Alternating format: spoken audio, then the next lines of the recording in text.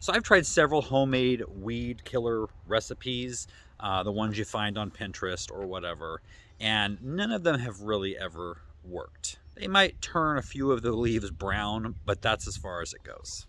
I think the one thing I haven't tried is blowtorching them. So if you've tried that, let me know. Not that I really can do that.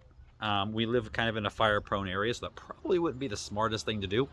All right, so before I get into the tips and tricks and techniques that work, let's talk first about the two different types of weeds. So let's first talk about your annual weeds. So first you have grasses like rye and oats and crabgrass, and then you have clover, all different kinds of clover. And those are all relatively easy to get rid of. You can mow them down, don't let them go to seed. You can pull them up. They're usually pretty easy to pull, especially if you catch them fairly early. And then on the flip side of that coin, you have your perennial weeds. Those are things like dandelions, bindweed, Bermuda grass, oxalis. Those take a little bit more patience and a little bit more elbow grease. And it's definitely a perennial weed that is my least favorite weed, and that is by far Bermuda grass. It grows like crazy here, and we'll talk about it in just a minute. This here is all oats, which is an annual grass, and I have mowed this down twice this winter and spring. But because of all of the rain we had this year, it just keeps coming back. And I've lost it for this year. It's going to seed, and I just don't have any more time or energy to do it yet again. Now, up at the very top, when we had our eucalyptus cut down, I had Bill bring all of the chippings and put a huge deep layer over probably a third of this area. And there's not one bit of oats coming through that. It's completely clean. So if you can mow down annual grasses like rye, you can use a weed whacker or a mower. You mow them close enough to the ground and you don't have a ton more rain after that, and you live in a dry climate like I do, that's all they need. They won't come back as long as they don't set seed.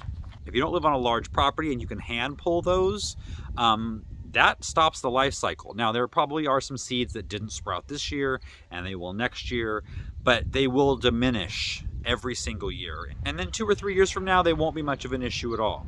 Now, perennial weeds like this dandelion here are a whole other story. Their life is in the root. And if you just cut it off at the top of the ground, it comes right back. In fact, if you dig down and don't get every single piece of the root, whatever piece of the root you leave will grow back. And I know that there are some of you with a soft spot in your heart for dandelions. That's not me. So how do we tackle everyday weeding and have it not become a full-time job? The biggest tip I can give you is catch them early. It is so much easier to stop weeds when they are small, or to pull them out when they are small, or to spray them when they are small. And we'll get into an organic spray that I'm using in just a minute. Catch them early and you'll make your life so much easier. In fact, if you just set aside a couple minutes a day to just walk through your garden, I'm going to give you a couple of gadgets that I've tried out and absolutely love, and they will really take your weeding time down to a minimum. If you've got annual weeds in your paths, in your flower beds, through your vegetable rows, and you can catch them small, so this is probably 6 inches or shorter. My favorite tool is a hula hoe. The label actually calls it an action hoe. I've always called it a hula hoe, and I think because it kind of hulas. And that is really easy to use. It works using a forward and backward motion to get all of the weeds out. But again, these weeds have to be on the small side. If you can get them when they're an inch tall and just go out there every day for just a couple of minutes, you're going to keep on top of them very easily, just using the hula hoe. All right, now you might think I'm crazy, but I want to hear from some of you who feel the same way I do. I actually find hand pulling weeds therapeutic. Like, I actually enjoy it. And I think it's because it's very satisfying to me, and it's one of the ways that you can get fast results. For me, weeding it's just immediate satisfaction. I spent a lot of today hand pulling and using the hula hoe the entire cottage vegetable garden. It was the last area that I really needed to clear, and I was able to clear it. And it was a lot of annual grass, dandelions, wild radish. And then right here in front of the cottage garden where the lawn is going to go, there was a lot of weeds growing there, and I was able to hand pull all of those as well. So now it looks nice and clean. Now, when I say hand pulling, some of it was pulling out. A lot of the annual grasses are really easy to just pull, but there are two tools that I use. One I showed on a video a couple of months ago and you guys went crazy over it, and I still love it. I just found this on Amazon. It was something I was looking for, was something that wouldn't break. Everything I've had in the past, it either bends or the thing comes apart where it sticks into the handle. So I was looking for something that was all one piece and was metal. And this did the trick. I was able to do this whole front yard in just a couple of hours on my hands and knees with this tool. And so a lot of you went crazy for it. And I've heard from a lot of you since then who really love it, or who had it already and saw me using it and said you love it as well. But I also got a lot of comments about, hey, that looks great. However, I can't get down on my hands and knees to do that. And it is a lot of crawling around on your hands and knees. So that's a fair point. Challenge accepted. For those of you who challenged me to find something that you could use not on your hands and knees that would take care of chunky weeds that you can't just pull, I think I found something. Actually, somebody sent it to me. The maker of this product sent it to me out of the blue, and it took me a while to try it. I'm not a fan of garden gadgets per se.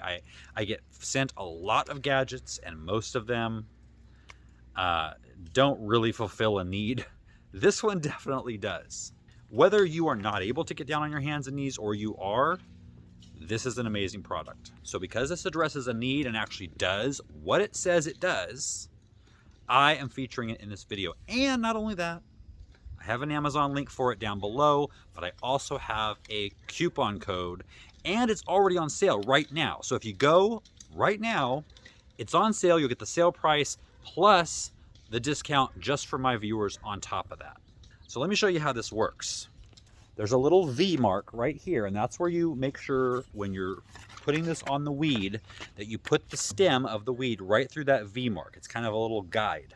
You step on the pedal that's on here, pushes it down in the ground, and then you just kind of lever it back and it pries that root right out of the ground.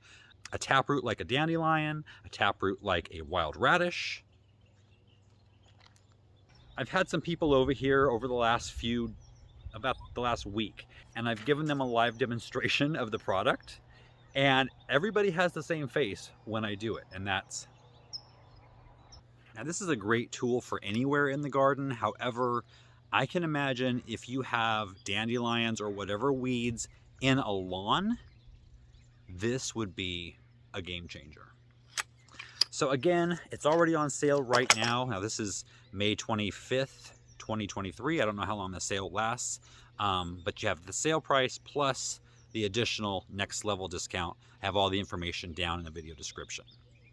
And both of those tools are great for perennial weeds that you really need to make sure that you pull the entire root out and not just cut it off at ground level. Now I've been looking for a while for a spray that is organic and that actually works. I've been using Captain Jack's Dead Weed Brew, and it really does the job. I got this at Costco, and then it comes with a little refill, and there's a battery in here, so it kind of automatically sprays. You don't have to pump it or anything. I tried this first on a bunch of annual weeds that were coming up. They were pretty small, just little seedlings, but there was a lot of them. Gave it a good spray. Now the next day it rained and was overcast, so it took a little bit longer. I think this works a lot faster if it's sunny and warm, but it did get them all. I also tried them on this dandelion, and within less than a day, it looked brown and crispy like this. Now the thing is though, it's still not completely dead because it doesn't kill the root.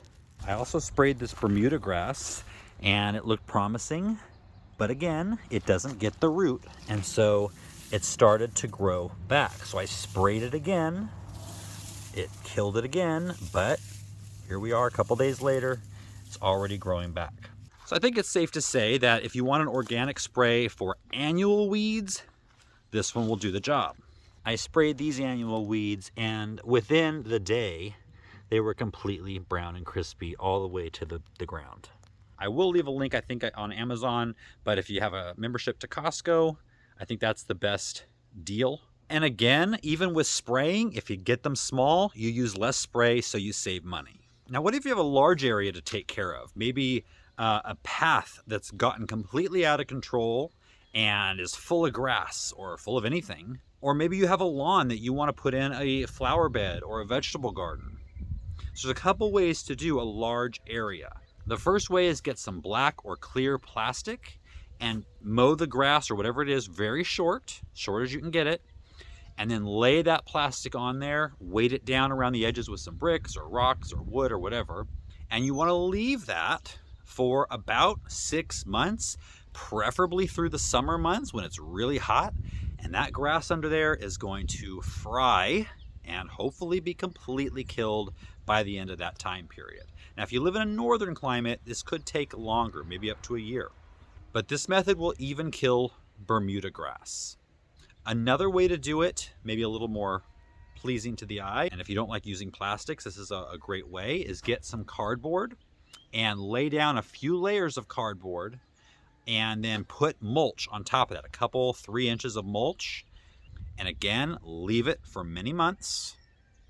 And at that time you can plant right through it. Now, if you're planting right through it and this is going to be a garden, you might want to make sure that you take the tape off of the boxes.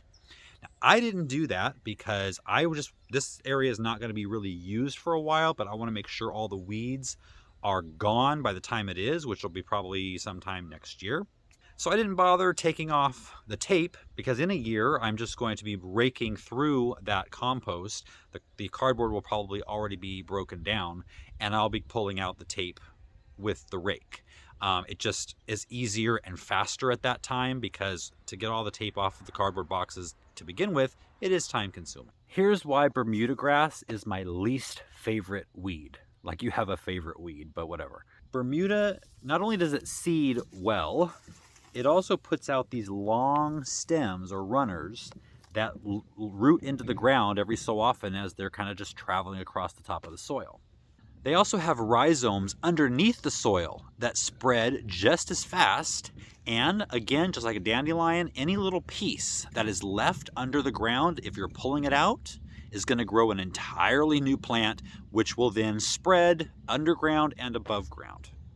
I do want to reiterate again, though, that my biggest tip of all is to catch weeds early. Just catch them early, use a hula hoe, one of these tools, and I'm going to have to ask you to do as I say and not as I do.